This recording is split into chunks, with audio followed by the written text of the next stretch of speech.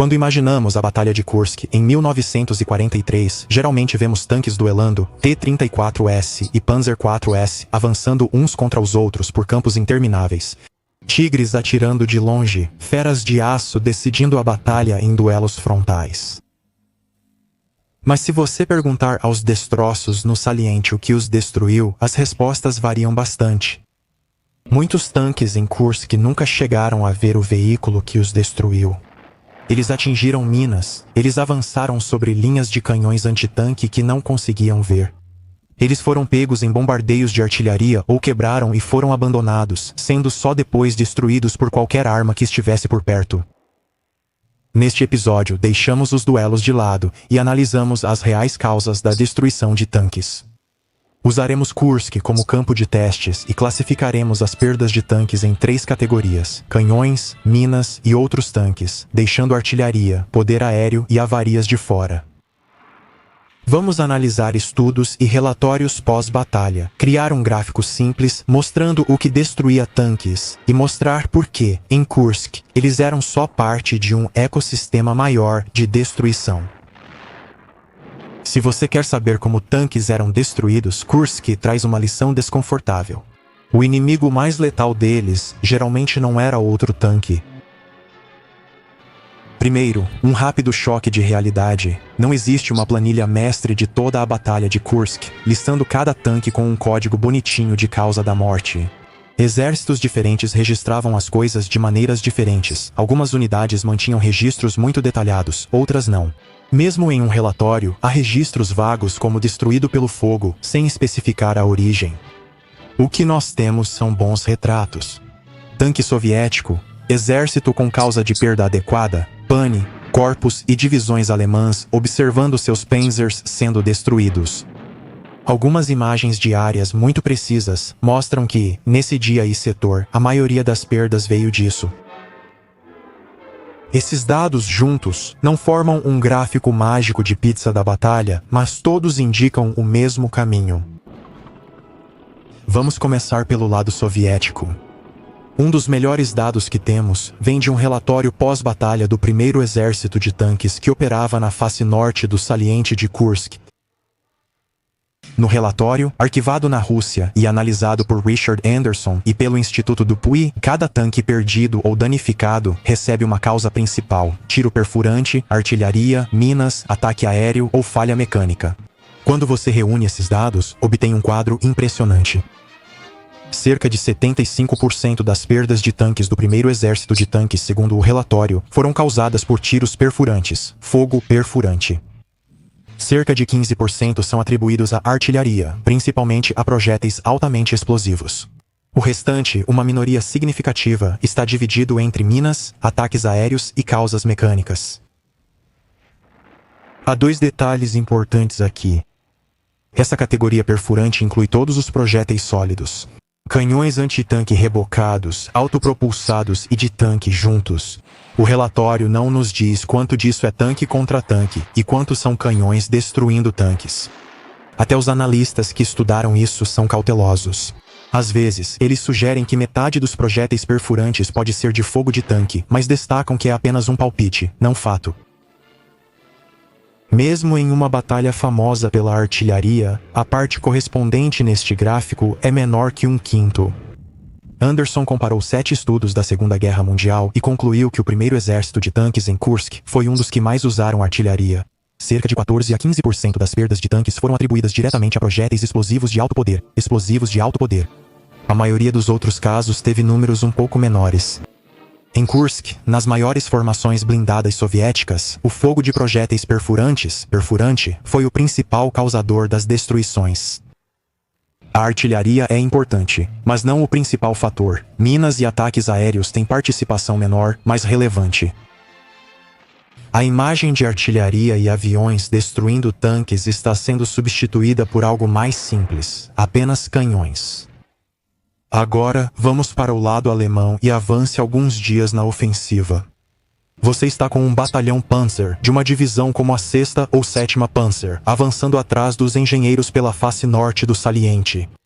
A defesa soviética não é uma linha, mas um sistema. minas, cinturões, trincheiras e o que ambos os lados chamam de frentes compactas, ou pontos fortes antitanque. Agrupamentos de canhões de 45 mm e 76 mm apoiados por peças mais pesadas, posicionados para cobrir as prováveis rotas de tanques com fogo cruzado. Quando os estados maiores divisionais se reúnem para apurar as causas das perdas, não veem principalmente tanques inimigos. Zetterlin e Frankson reproduzem alguns desses relatórios divisionais alemães em seu estudo estatístico sobre Kursk, incluindo as divisões Panzer VI e VII. Nesses exemplos, você vê minas e canhões antitanque aparecendo de forma destacada como causas, junto com uma contribuição menor de tanques inimigos e artilharia. As tabelas são pequenas e seguem o padrão soviético sem cobrir toda a batalha. Os tanques são apenas um dos atores em um campo de batalha cheio de equipamentos para destruir tanques. Para ver como isso pode ser brutal, foque em uma formação alemã por um momento. Não uma divisão inteira, mas um regimento de Panthers. O regimento de Panthers von Lockhart entra na Operação Cidadela com cerca de 200 Panthers formalmente em serviço. Mesmo antes do ataque começar, alguns são perdidos devido a incêndios mecânicos enquanto são descarregados dos trens. Em 5 de julho, início da ofensiva, só 184 Panthers estavam operacionais. Em 2 dias de combate, esse número caiu para cerca de 40.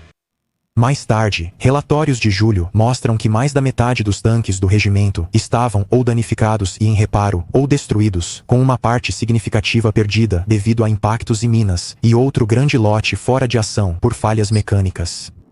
O novo grande felino da Panzerwaffe está sendo destruído não só pelos T-34, mas também por minas, canhões antitanque e seu próprio sistema de transmissão. Isso confirma o que vimos nas tabelas do primeiro exército de tanques. Tanques geralmente são destruídos não em duelos abertos, mas por ficarem presos e imobilizados em áreas preparadas para a matança. Se minas e canhões antitanque causam tanto estrago, qual é sua participação em um dia intenso? Na verdade, podemos definir isso para uma data crítica. Em 5 de julho de 1943, na abertura do ataque alemão ao sul, o 48º Corpo Panzer avança por alguns dos campos minados mais densos da frente oriental. Analistas que usam o banco de dados Comissão de Seleção e Avaliação 2 estimam que, dos 249 tanques alemães danificados ou destruídos nos corpos de ataque, até 154 foram vítimas de minas. Isso equivale a cerca de 62% das perdas de tanques do dia. Apenas 1 ou 2 desses, incluindo um único Panther, foram realmente destruídos pela explosão da mina em si.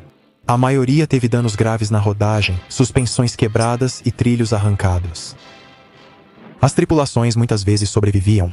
Muitos desses tanques foram reparados e trazidos de volta depois, mas em termos de poder de combate, naquele dia eles estavam fora de ação.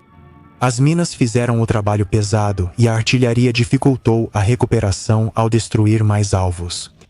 Esse é um núcleo em um dia, em uma face do saliente. Você não usa esse número de 62% aplicando em toda a batalha.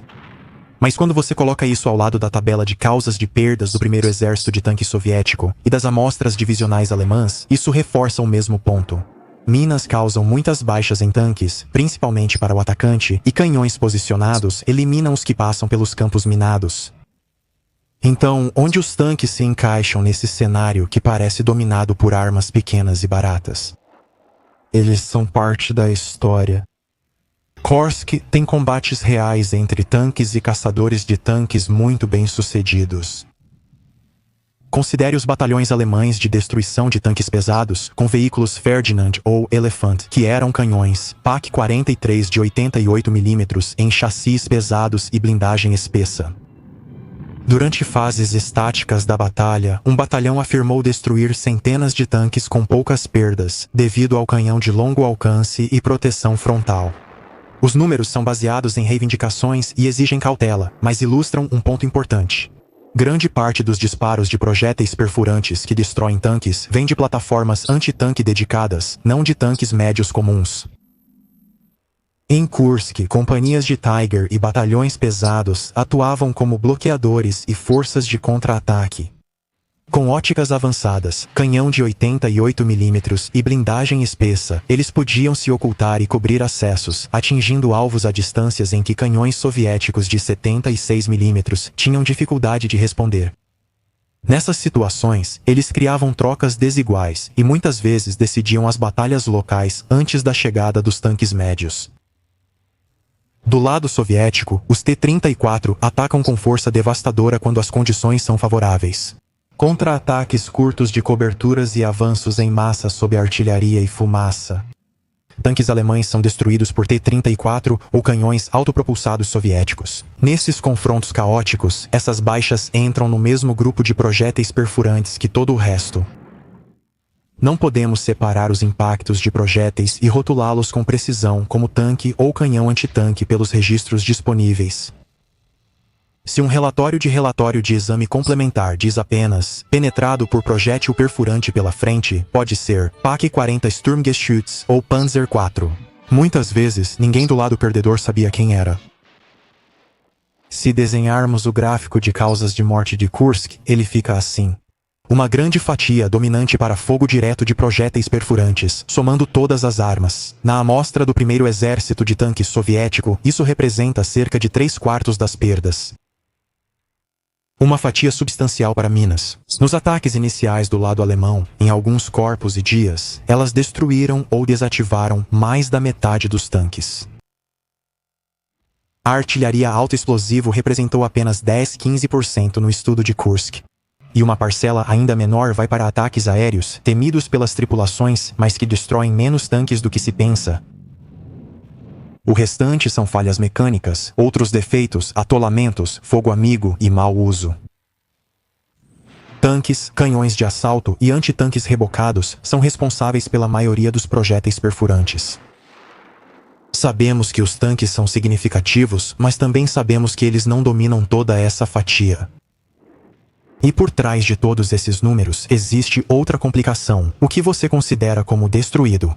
Um Pantera acerta uma mina, fica imobilizado, é abandonado sob fogo e destruído pela artilharia. Quem recebe o crédito? Equipes responderam de formas diferentes. As tabelas atribuíam uma causa primária, normalmente o primeiro dano sério, mas no campo, as mortes envolviam minas em camadas, armas e explosivos de alto poder, além do tempo.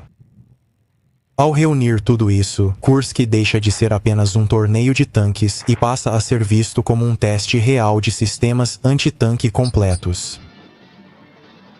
Do lado soviético, esse sistema se parece com cinturões profundos de minas, linhas de canhões em camadas e pontos fortificados. No lado alemão, há frentes de canhões antitanque móveis e uma doutrina de armas combinadas com menos tanques e canhões de assalto de alta qualidade. Os tanques são o elemento mais visível, mas dependem de uma rede de ferramentas destruidoras muito mais baratas e numerosas. Quando perguntam o que destruiu os tanques em Kursk, canhões, minas ou outros tanques, a resposta cuidadosa é: a maioria dos tanques foi destruída por fogo direto de projéteis perfurantes, mas uma grande parte desse fogo veio de canhões antitanque e destroyers de tanques dedicados, não apenas dos canhões dos próprios tanques. As minas causaram a maioria das baixas de algumas formações alemãs em dias decisivos. A artilharia e a aviação eram perigosas. Nas amostras analisadas, elas respondem por menos perdas de tanques do que se pensa popularmente. Quebras e abandonos iam silenciosamente desgastando a força dos dois lados nos bastidores. Tanques definitivamente destruíram tanques em Kursk, eles só tiveram muita ajuda de outras armas. Você podia se esconder sob uma rede, se enterrar ou se entrincheirar, muito antes das grandes silhuetas surgirem.